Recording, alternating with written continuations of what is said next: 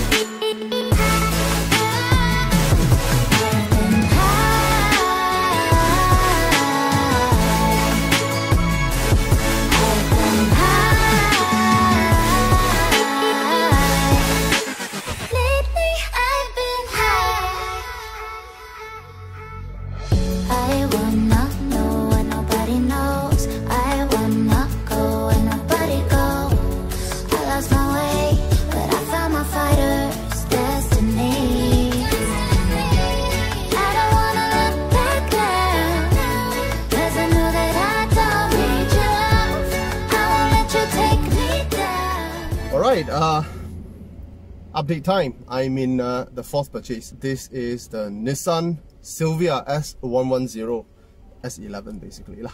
Alright, Nissan Silvia S110 running on an L18 engine. Now this is not, well, L18 is quite common. The L series engine is quite common from the 70s, early 70s up until the 80s. You have the L18, you have 16, you have 20, you have 28.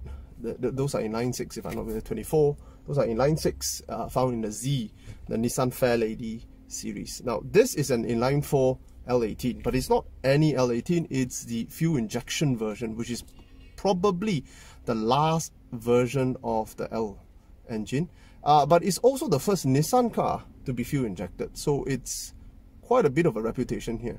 This car is a bit of a Barnfind. It was sitting in a carport for many years, covered, granted, but it was sitting in a carport, neglected for many years. The reason is that the first owner owned this car for 20 years, from 1981 until 1999 actually. 81 to 99, give or take 19 years or 20 years, give or take. And he sold it to the second owner, and the second owner sold it to me. Alright, and here's the best part. The second owner drove it for a while, old man now, but then by the time of somewhere around 5 years ago, the fuel tank started giving problem because it's rusted through. It's very old, usual stuff, rusted through. They sent the fuel tank for service, but unfortunately the shop which is servicing the fuel tank went bust, and they could not locate the owner. They could not find back the tank at all. So now the tank is missing. So that's what's missing in this car, which is the fuel tank itself. I have a feeling I will not be able to source an original fuel tank. And the fuel tank is quite interesting here, because even though it's a 1981 car, most cars in Nissan lineup at the time, you're talking about late 70s, most of them has their fuel tank right behind the rear seat. If you look at 510, you look at Skyline C210, all of them has the fuel tank right behind the seat, seated like that, in a semi-vertical, in a slanted position, following the angle of the rear seat. Very odd position. You don't see cars like that nowadays. But this car has a fuel tank at the bottom, which is more like a modern car. A lot of cars in the 80s in Nissan started to switch to this type. Hopefully, if that is the case, then we can find a replacement, easily mod in a replacement, because finding back the original fuel tank is not going to happen, basically.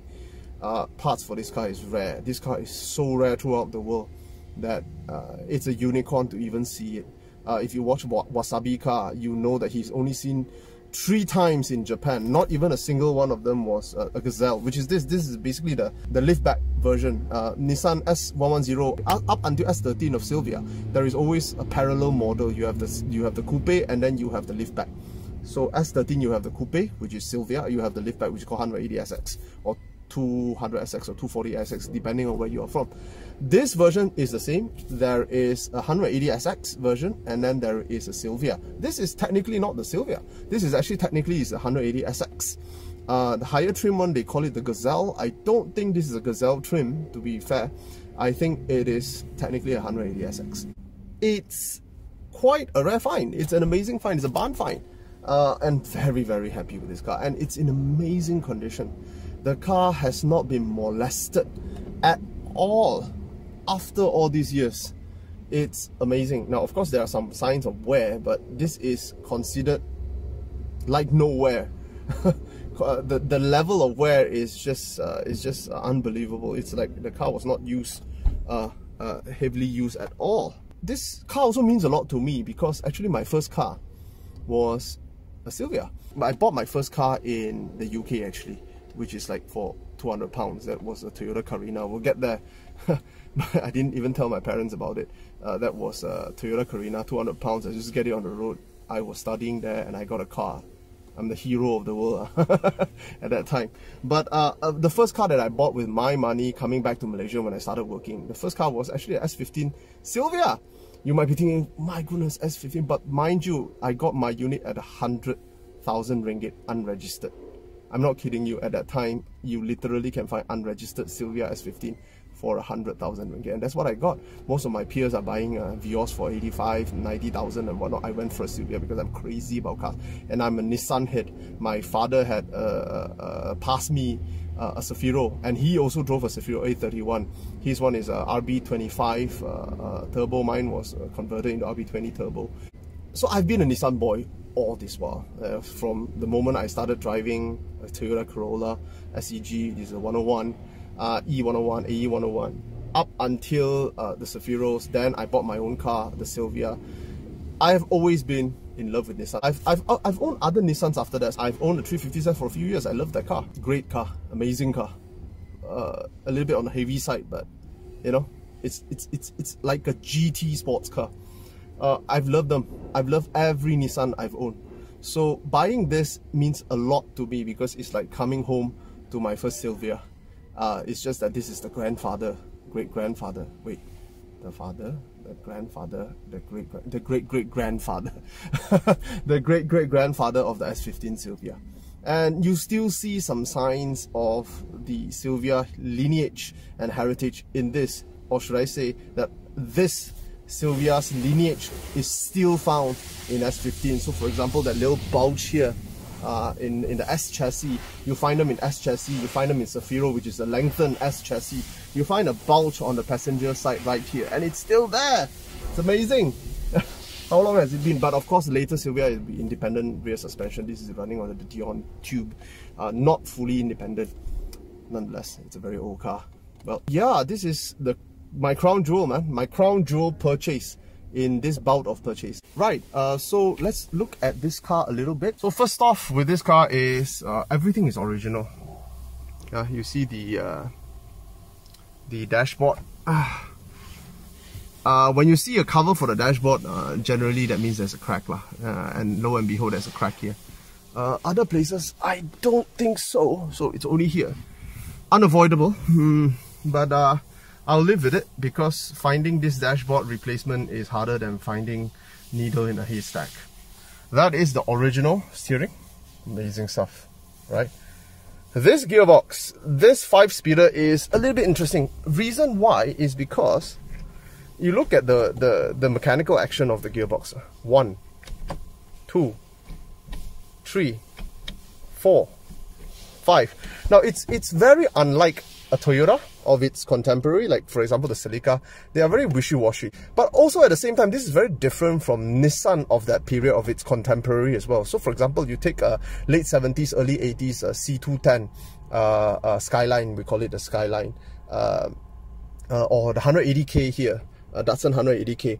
It has a dogleg gearbox as well, so the 1 is down and the 2 is up, so the reverse is like this. But it is hard. Unlike a Toyota, which is really soft and wishy-washy, a Datsun is very hard, but it doesn't click in with this kind of certainty. Look at this action, man. It has resistance, and it push back. Look at the way it push back. It's so certain, and it clicks in so well. This is amazing, man. Oh, can't wait to drive this car. Amazing stuff. And the seats, look at that. These are original seats. Look at the pattern, man. Doesn't it remind you of the Volkswagen Golf GTI? Yeah, and that is the original, yeah? Original, guys. Everything in here is original. So I better cover it back. Because we're still in the workshop, you don't want it to be dirty. The trim pieces are all in very good condition. Very, very good. Very underutilized car. Yeah. Aircon. Buttons are all there. Everything is there. Ashtray. Why is there a Goodyear there? I don't know. But this, I can't tell what this is. This is supposed to be infotainment, is it? It's very long for a radio. I don't know what this is. I think it's going to be a bit difficult to find a replacement radio that is so long. What is going on, man? Radio for days. Yeah. Let's look at the gearbox. Glove box. In there, there's quite a number of batches. You can see a number of batches here. You have Datsun 180SX. You have Nissan. And you have Datsun 180SX again. Make up your mind, man. Are you a Nissan or are you a Datsun? But like I said just now, this is a 180SX technically. This is the liftback version. So it's a bit different. There's a lot of matches in here. I don't know whether they still work. But who keeps matches? Even if you're a smoker, how long has it been since people stopped using matches, man? Oh well. Okay. Better put these things in here. Broken trim piece. Better put it in. Alright. So yeah, that is the 180SX, man.